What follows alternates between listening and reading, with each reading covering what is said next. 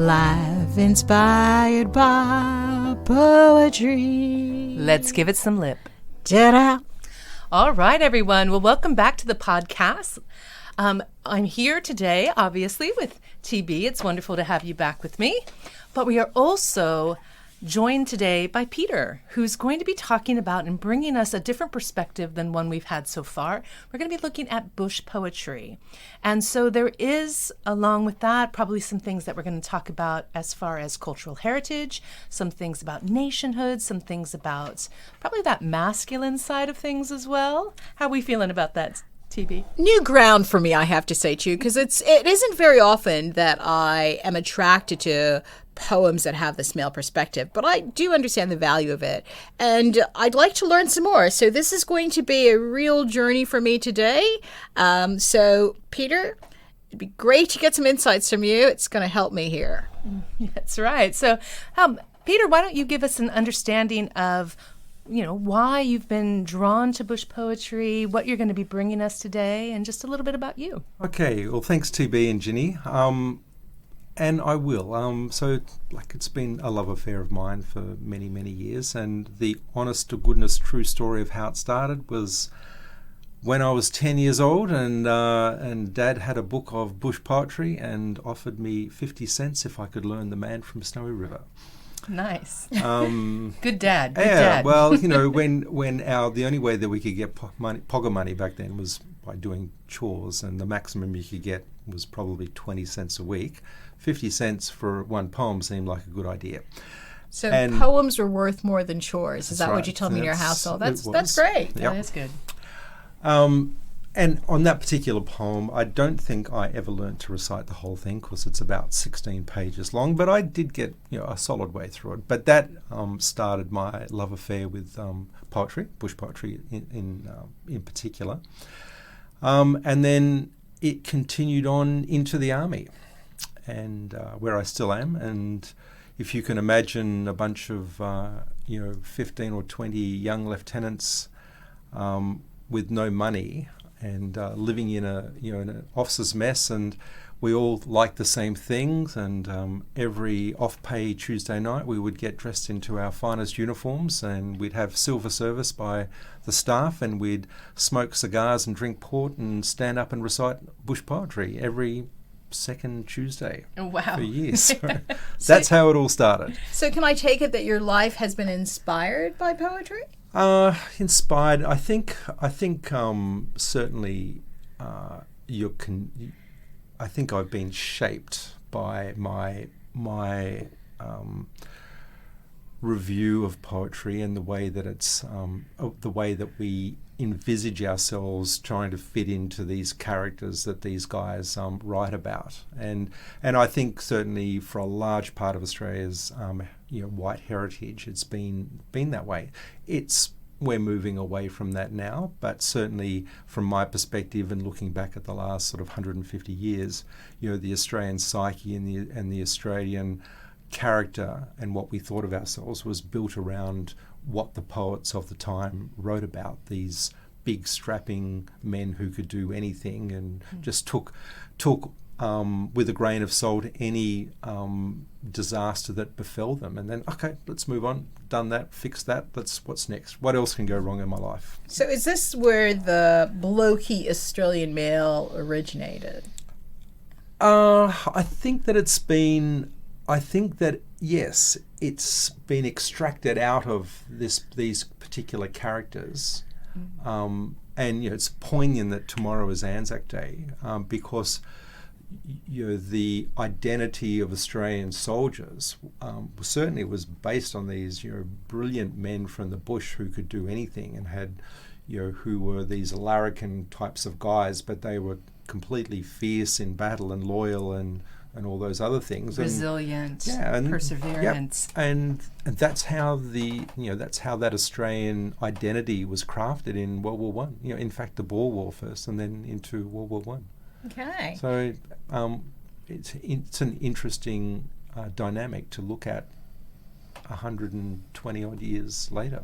It is. It is interesting to watch that, especially that male Australian, white Australian identity happen from the bush to the Anzac, and how it has been extrapolated out now from that. And you can see it in poetry as well, in the way that poetry has looked even at landscape through these different lenses. Yeah, and I'm sure most of us with children will have seen the changes in the current generations of children coming through that don't seem to have those same qualities, and that's just a natural evolution of society. And so that Australian sort of larrikin, bushy sort of bloke will be lost, very shortly, I'm sure, to the annals of history. So, but for 150 years or so, it was quite important to the identity of who's Australian and what's Australian, and there we go. And it will always remain in poetry. It will. Yeah. I mean, the guy we're going to talk about today, he just happens to be on that $10 bill. That's him. That's him right there. His significance. He's that significant. He is that significant to Australia. Banjo Patterson. Okay. On the $10 bill. So that's how I kind of got into poetry, and we're going to talk about the banjo today, and you've got to also put in context, the era that he was writing in, and the audiences that he had. So he was writing to an audience. Yeah. So I've got a very ignorant question to ask, but I can't help myself. Is banjo his real name? Because I hear the strumming of the banjo when I listen to the poetry. Andrew is his first name. Is Andrew. So he went out. He understand the music and the how lyrical it was in terms of that's how banjo came to be. Well, he was actually, I'm not sure how it came to be, but he was always known as the banjo. So, and that was his byline. And because it's got that lyrical melodic form to it, that AABBCC, so every last word is a rhyming. Oh, rhyming crafty. Yeah. I think he got that off Shakespeare. But okay. The banjo and Shakespeare. Never thought I'd say that together. The bard. Just a different type of bard. But I will also, before we get into the poem, I'll just say, he was quite a remarkable guy. So he was... his father was a poet as well, and his grandmother loved poetry as well. So that's where it was instilled. But he was a lawyer, became a lawyer. Then he didn't like that. Then but he was also writing poetry. Then he became a war correspondent. Then he became in World War One. He was too old to fight, so he became an ambulance driver in World War One. And he's a remarkable guy. And he's most famous. So he obviously, and understand, listening audience, that I'm not talking to Australians here, and my interviewers are not Australian. So he's most famous for having an online, if it was in today's age, these guys would be going hammer and tongs on Twitter at each other. Or TikTok. Twitter. It's because they were kind of, so the story is that between the for a couple of years, around 1890, thereabouts like that, there's another very famous Australian poet called Henry Lawson. Yes.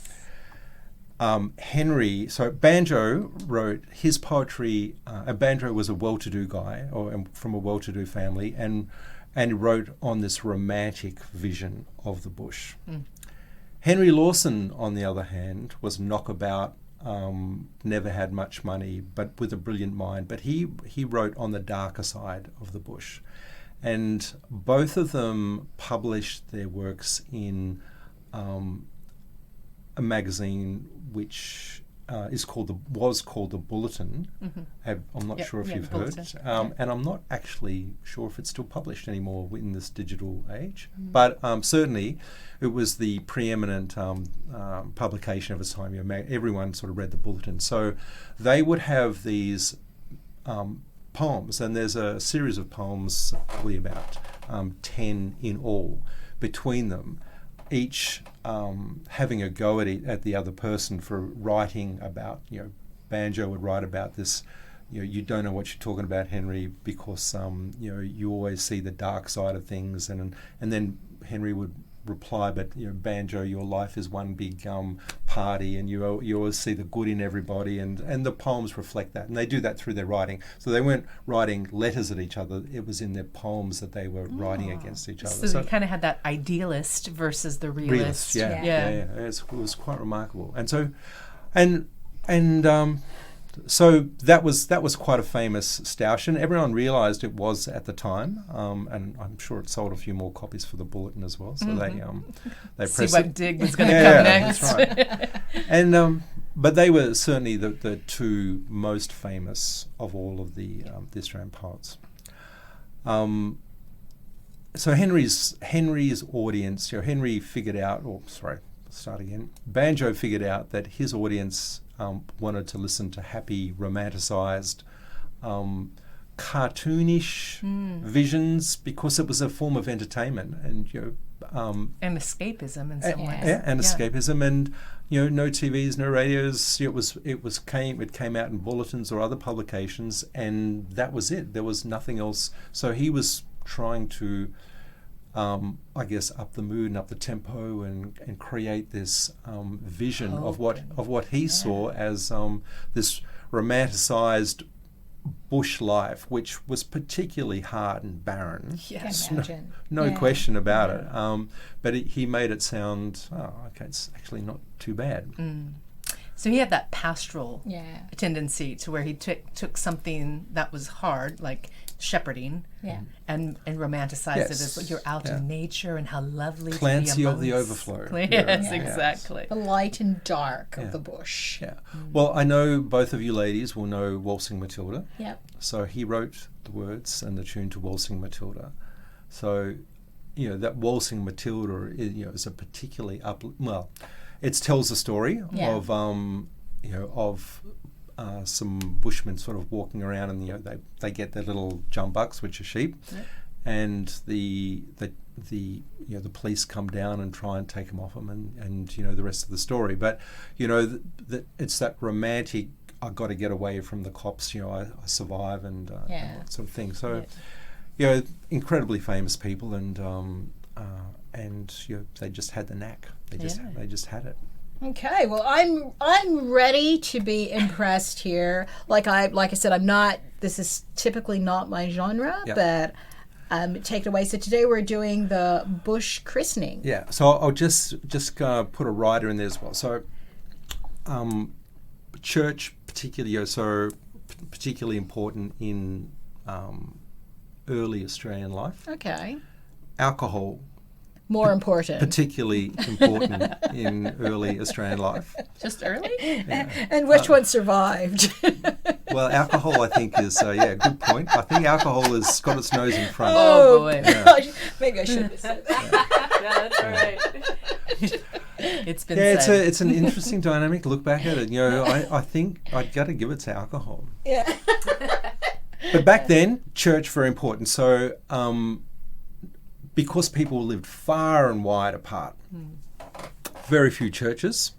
So the priest was a roving priest. So he would go over, he would have a tour, and that tour would encompass, many months, and he'd go from little house to shed to little town to village and so on and so forth. And so people didn't always get a chance to go to church on a Sunday, and kids also, you might not see a preacher for a couple of years, and so you couldn't always get christened.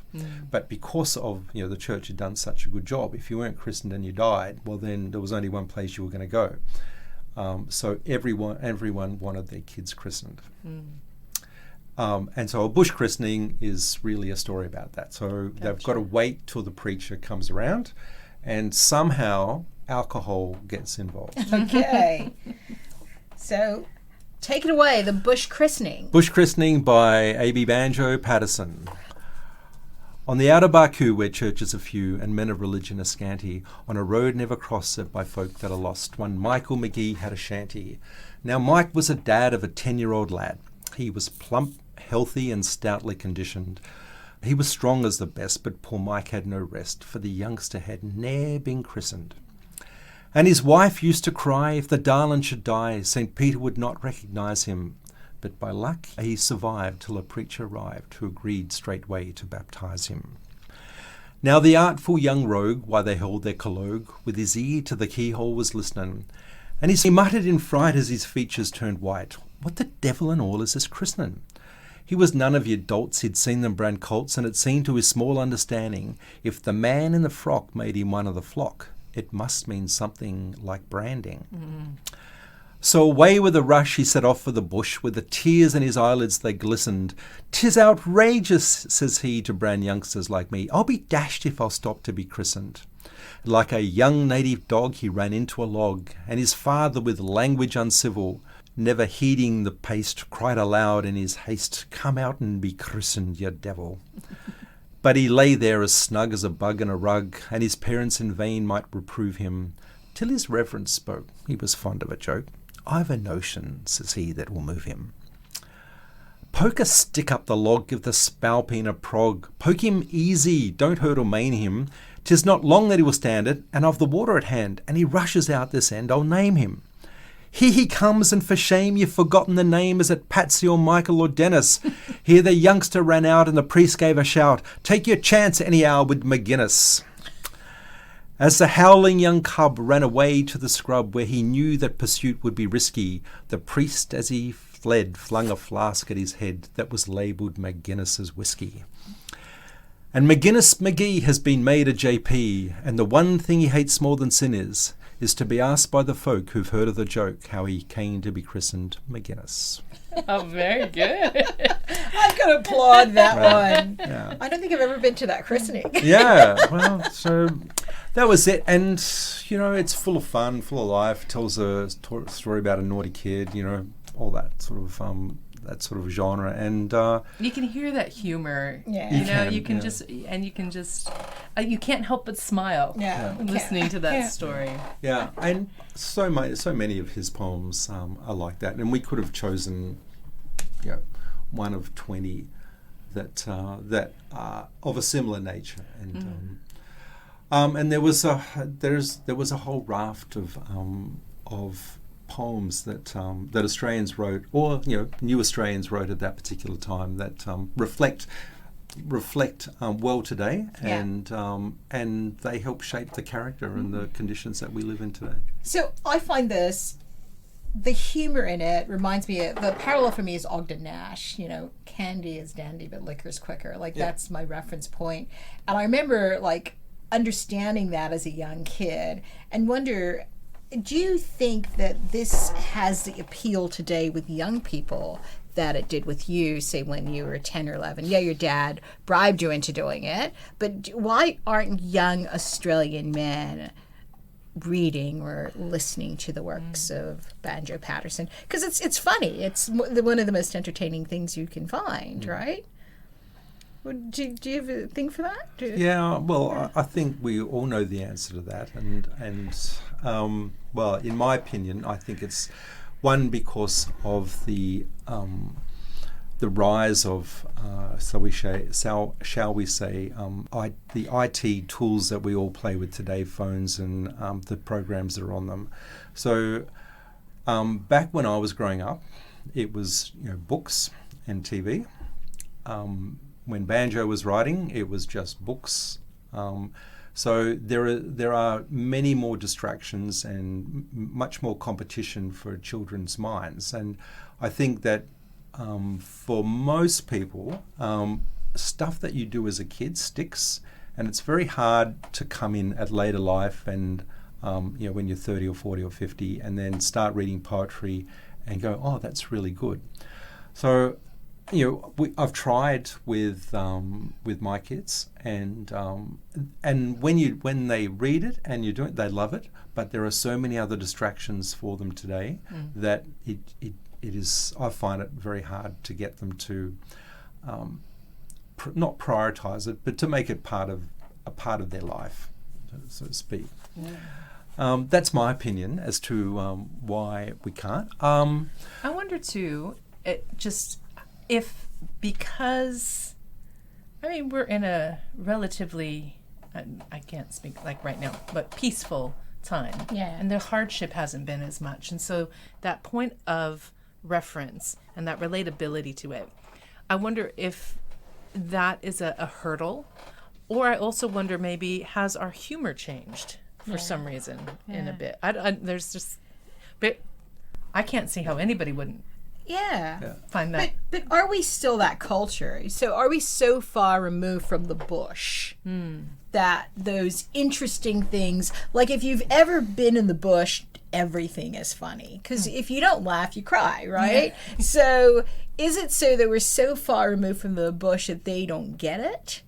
You know, I like one of my favorite lines in there is about the branding, the association of I'm not cattle, I'm not sheep. This can't be good for me, right? And I think of that and like, is it so that those stories don't have the meaning that they should have because we're so far removed from the bush? Is it urbanization that's taken us away from those wonderful stories about the culture and the things that was the quintessential Australian culture? Yeah, I think we've changed. I think the situation has changed now. So I think that what you need to have now is someone from the bush writing about the city, and that you'd be finding the same humour that those guys who live still out in the bush, but there's far fewer of them right now, to come into the city and to go into the middle of Sydney or Melbourne or Brisbane and look around and try and figure out what the hell's going on. But because I think that the bush doesn't exist in the same way that it did 150 years ago. It's now, the bush has come in towards the city. The bush has got the internet. They've got better communications.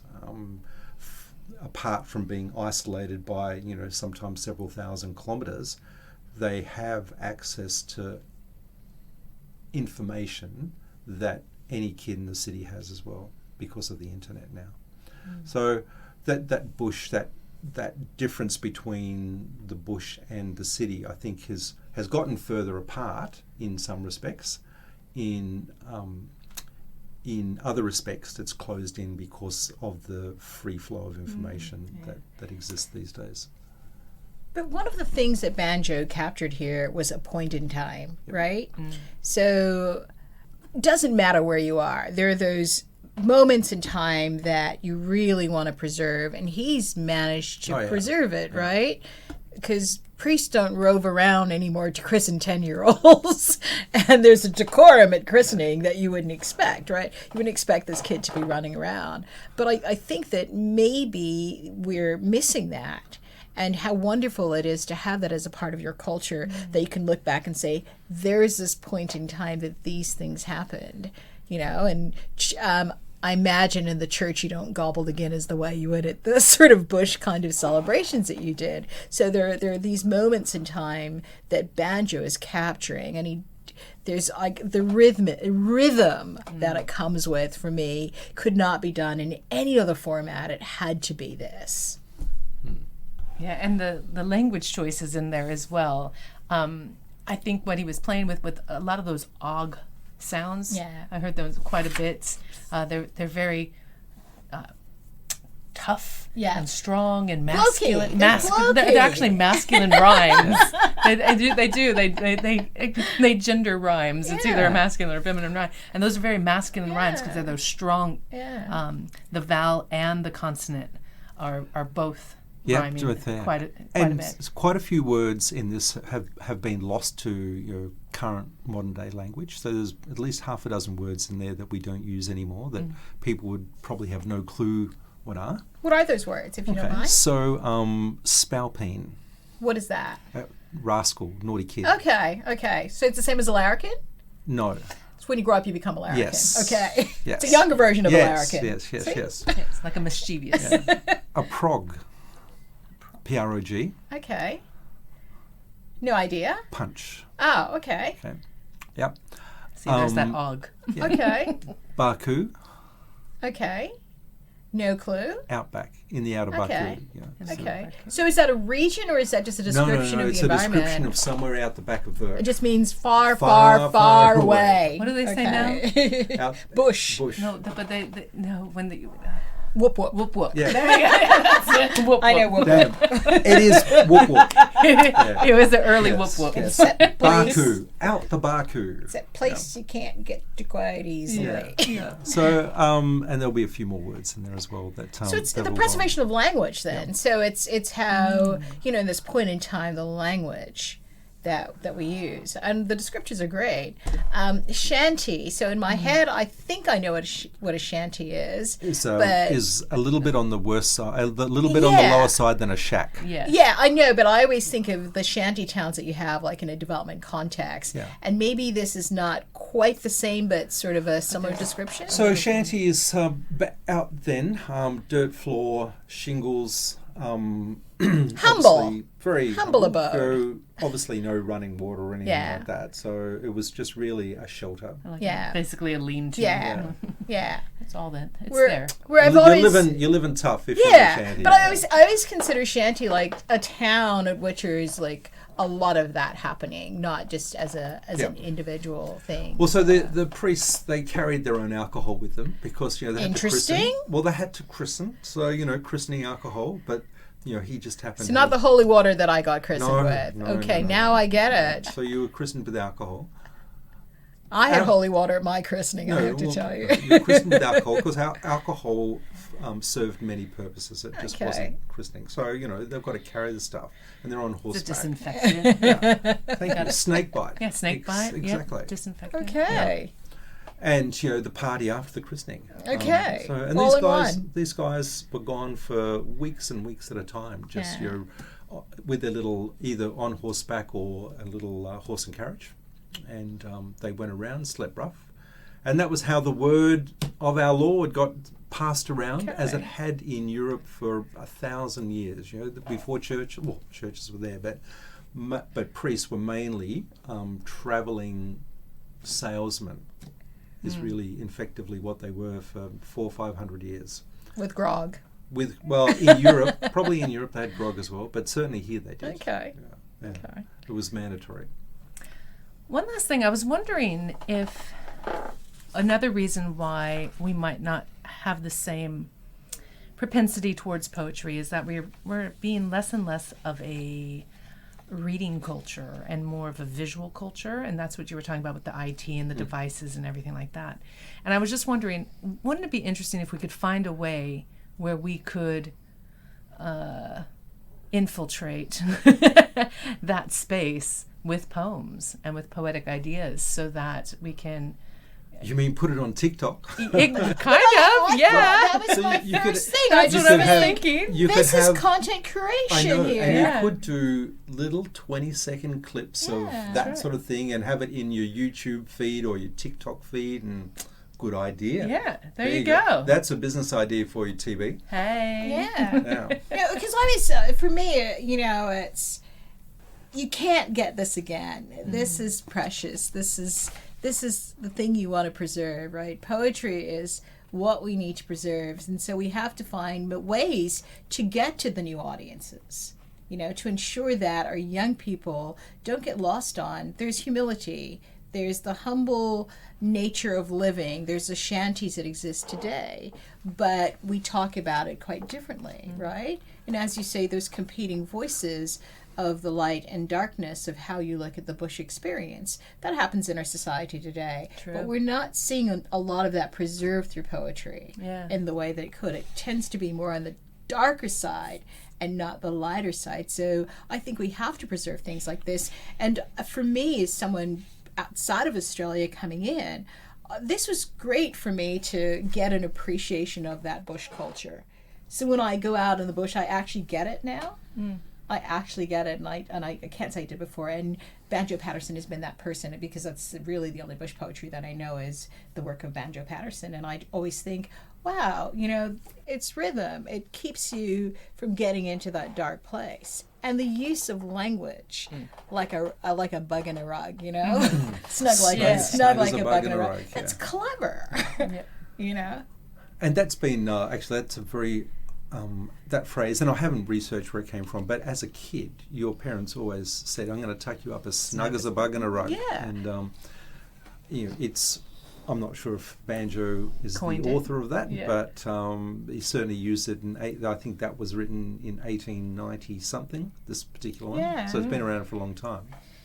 And I really like his ear to the keyhole was listening, because I could visualize that. Because remember, as kids, we go, that was the way we listened, know.